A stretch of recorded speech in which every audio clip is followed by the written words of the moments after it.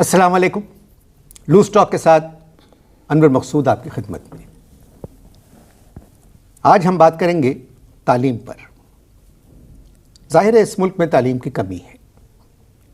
یہ خوشی کی بات ہے کہ اب ہر محلے میں بلکہ ہر سڑک پر کئی عمارتیں ایسی نظر آئیں گی جہاں کوئی نہ کوئی اسکول کھلا ہوا ہے اور ہزاروں بچے ان اسکولوں میں پڑھتے ہیں. داخلے نہیں ملتے، مگر جب پڑھ لکھ کے وہ نکلتے ہیں تو ان لوگوں میں کوئی فرق نہیں ہوتا، وہ بغیر تعلیم کے زیادہ بہتر تھے. تو آج میں نے ایک استانی کو بلایا ہے، پہلی مرتبہ ملاقات ہو رہی ہے، تو آ کے دیکھتے ہیں کہ کیا کچھ جانتی ہیں، کیسی باتیں کرتی ہیں اور کیا پڑھا رہی ہیں. السلام علیکم. جی السلام علیکم. آپ استانی ہیں؟ جی نہیں، ٹیچر. استانی آپ ہے نہیں، ٹیچر ہیں، کیا فرق ہے؟ استانی الف سے سین سے شروع ہوتا ہے اور ٹیچر جو ہے وہ ٹے اور یہ سے شروع ہوتا ہے. کیا پڑھاتی ہیں آپ؟ ڈوبتے کو تنکے کا سہارا ہے. ویسے میں اردو، اس کے ساتھ سائنس، اس کے ساتھ حساب، اور کبھی کبھی اگر برا وقت آ پڑے، بری گھڑی آ جائے تو انگریزی بھی پڑھا لیتی ہوں. تو آپ سارے سبجیکٹس پڑھاتی ہیں؟ جی سارے پڑھاتی ہوں. جی جی جی جی ماشاء اللہ. آپ نے خود کہاں تک پڑھا ہے؟ بات دراصل یہ کہ میں خود پڑھا رہی ہوں نا، تو مجھے پڑھنے کی کیا ضرورت ہے؟ آپ ایسے فضول سوال کیوں کرتے ہیں؟ وقت کا ضیاع ہوتا ہے ان سے نا. جو انسان خود پڑھا رہا ہو اسے پڑھنے کی ضرورت نہیں ہوتی. آپ شاید میرا سوال نہیں سمجھی.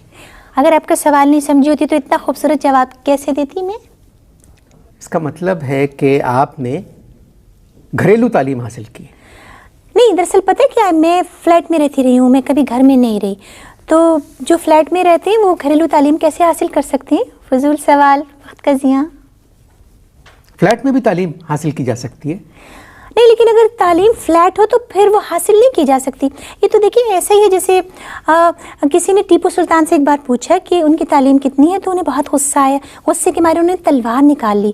اور جب 16ویں حملے کے بعد کسی نے محمود غزنوی سے پوچھا کہ ان کی تعلیم کتنی ہے، تو پھر انہوں نے سومنات پہ ایک اور حملہ کر دیا. تو یہ بری بات ہوتی ہے، بری بات. اگر کسی اتنے بڑے لوگوں سے جو خود استاد کی حیثیت رکھتے ہیں ان سے یہ پوچھا جائے کہ آپ کی تعلیم کتنی ہے تو وہ مائنڈ کر جاتے ہیں. بیڈ مینرز، بری بات ہے. فضول سوال، وقت کا ضیاع. ٹیپو سلطان اور محمود غزنوی کی ایک قصے آپ نے کہاں پڑھے؟ یہ میں نے ایک انگریزی کی، آپ کو نہیں پتا ہوگا، انگریزی کی بہت مشہور ایک کتاب ہے جس میں نے یہ پڑھا تھا. اس کا نام مجھے یاد نہیں کیونکہ اس کا نام اس کتاب کے اندر ہی لکھا تھا، وہ مجھے معلوم نہیں ہوا، لیکن اس میں نے پڑھا تھا. کس نے لکھی تھی؟ دراصل وہ کتاب جو تھی اس کا کور پھٹا ہوا تھا. جب میرے ہاتھ میں آئی تو میں اس کا کور پہ نام نہیں دیکھ سکی، اور مگر وہ اتنی اچھی کتاب تھی نا تاریخ کی، تو میں اس میں بچوں کو اس میں سے دیکھ کر تاریخ پڑھاتی ہوں. محترمہ، جب آپ کو کتاب کے لکھنے والے کا نام نہیں معلوم، نہ کتاب کا نام معلوم ہے، تو آپ نے کتاب کیسے پڑھ لی؟ جب میں آپ سے کہہ رہی ہوں کہ اس کا کور پھٹا ہوا تھا، اگر وہ ثابت ہوتا تو میں نام پڑھ لیتی نا. بتایا تو ہے، تو پھر میں کیا کرتی؟ اب کتاب پہ کور جو پھٹا ہوا تھا، لیکن میں نے اسی کو پڑھ کر بچوں کو تاریخ پڑھائی ہے. یہ آپ بات کرنے سے پہلے ہی پچھ کرتی ہیں، منہ ہی منہ بولتی رہتی ہیں. دراصل جو میں آپ کے منہ پر کہہ نہیں سکتی وہ میں اپنے دل میں کہتی ہوں، تو دل کی بات کبھی کبھی ہونٹوں تک آ جاتی ہے جو کسی کو سنائی نہیں دیتی ہے. آپ کے خاندان میں کوئی تعلیم یافتہ گزرا ہے؟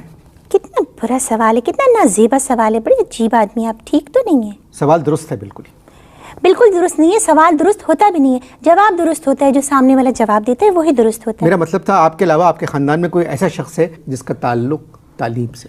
بالکل، میرے نانا پرنسپل تھے. کس اسکول کے؟ میرے نانا کسٹم کے پرنسپل اپریزر تھے. کسٹم کا پرنسپل اپریزر الگ چیز ہے. نہیں دیکھیں، کسٹم کا پرنسپل اپریزر الگ چیز نہیں تھا. وہ جب وہاں سے نکالے گئے تو پھر وہ 3 اسکولوں کے پرنسپل بنے. سمجھ میں آیا؟ کس اسکول کے پرنسپل تھے؟ دیکھیں 3 اسکول میں نے بتایا آپ کو. ایک تو تھے sir Syed nursery school air condition, اور دوسرا اسکول تھا Ghalib nursery computer air condition attach bath school. تیسرا اسکول تھا Sarsari air condition school. Sarsari condition defence, یہ کا نام ہو؟ بس یہ ایسا اسکول ہے، اس کی پرنسپل اب میں ہوں کیونکہ نانا سبکدوش ہو گئے ہیں. آپ کے نانا تو مالک تھے؟ نہیں، لیکن وہ مالک تو تھے، دنیا کے مالک نہیں تھے، اسکول کے مالک تھے. ان کو دنیا کے مالک نے اوپر بلا لیا تھا. اور پھر یہ کہ انہوں نے جاتے ہوئے 1 بیوہ اور 7,000 بچے چھوڑے. Can you imagine? آپ کیا کہہ رہی ہیں؟ एक बेवा और 7,000 बच्चे नाना ने छोड़े। नहीं, मेरा कहने का मतलब उसमें से 3 बच्चे उनके अपने भी थे, जैसे 6,997 बच्चे जो थे वो स्कूल के थे। और पता है जाते जाते उन्होंने 3 स्कूल छोड़े। कभी आपने सुना है कि कोई स्कूल छोड़ता है? आजकल तो कोई सीट भी नहीं छोड़ता, एक स्कूल भी नहीं छोड़ता, तो वो पूरे 3 स्कूल छोड़ गए, जिनको आजकल मेरी नानी चला रही है। और मेरी नानी बेवा है, शी इज़ अ नानी, शी इज़ अ बेवा, एंड द बेवा इज़ माई नानी। उसके बावजूद हुकूमत ने उनके ऊपर टैक्स लगाए हुए, हद है ना। जहाँ आमदनी होगी मोहतरमा वहाँ टैक्स तो लगेगा। आपकी इत्तला के लिए माई नानी इज़ अ बेवा एंड अ बेवा इज़ माई नानी। तो हुकूमत को चाहिए कि थोड़ा सा ख्याल करे। इसलिए कि आपको पता है कि मोहम्मद बिन कासिम का एक सिपाही था दादू में, तो वो दादू में मोहम्मद कासिम का सिपाही? भाई सिंध में एक ही बात है ना। वो मोहम्मद बिन कासिम का सिपाही एक गैर मुस्लिम बेवा को पकड़ कर लाया जो बहुत अमीर थी। उसने कहा जी ये एक बेवा है, तो मोहम्मद बिन कासिम ने उसकी लाश के छोटे छोटे टुकड़े करके ना पानी में फेंकवा दिए थे, कत्ल कर दिया था, उसकी गर्दन काट दी थी, इसलिए कि वो सिर्फ बेवा को पकड़ के लाया था। और जरा सोचिए ये तो मुस्लिम बेवा है, उफ मेरे खुदा, उसका रुतबा तो सोचिए। एक मुस्लिम बेवा पर हुकूमत का टैक्स, जुल्म है जुल्म। अब आपकी इत्तला के लिए पाकिस्तान एक गरीब मुल्क है। हाँ होगा, लेकिन मेरी नानी गरीब नहीं है, फॉर योर काइंड इन्फॉर्मेशन। और उसके बावजूद ये टैक्स, हाँ, वैसे तो सब कहते हैं पाकिस्तान में बड़ा चेंज आने वाला है, ये चेंज आ रहा है, बेवाओं के ये हाल है। मुझे आपसे सिर्फ तालीम पर बात करना है। आप तारीख में पढ़ाती हैं? जी मैं पढ़ाती हूँ। कौन सी क्लास को? Section C. Section C class कौन सी है? दूसरी क्लास को पढ़ाती हूँ। दूसरी क्लास के बच्चे क्या तारीख पढ़ते हैं? देखिए माहौल बदल गया है। जब मैं उनको मुगलों के बारे में पढ़ाती हूँ तो वो कहते हैं बाबा ब्लैक शीप। उसके बाद मैं उनको बताती हूँ कि गालिब कौन था, तो वो कहते हैं old McDonald head a farm. फिर उसके बाद जब मैं उनको बताती हूँ तो ये चीज़ें जो है ये तहजीब से आती हैं, और तहजीब बच्चे घर से सीखते हैं। क्योंकि देखिए जब हमने आँख खोली थी तो हमें अच्छी तरह पता था कि शहजादा सलीम जो है वो अनारकली को भगाना चाहता था। इसमें तहजीब कहाँ से आ गई कि शहजादा सलीम अनारकली को भगाना चाहता? हाँ तो भगाता तो फिर तहजीब का पता चलता ना, उसने भगाया नहीं, वो तो तमद्दुन हो गया। और फिर ये देखिए कि अगर वो भगा लेता तो उसके घर की तहजीब सामने नजर आ जाती। मैं आपसे क्या बात करूं? तारीख के अलावा दूसरी जमातों को आप क्या पढ़ाती हैं? उर्दू पढ़ाती हूँ। उर्दू किस जमात को?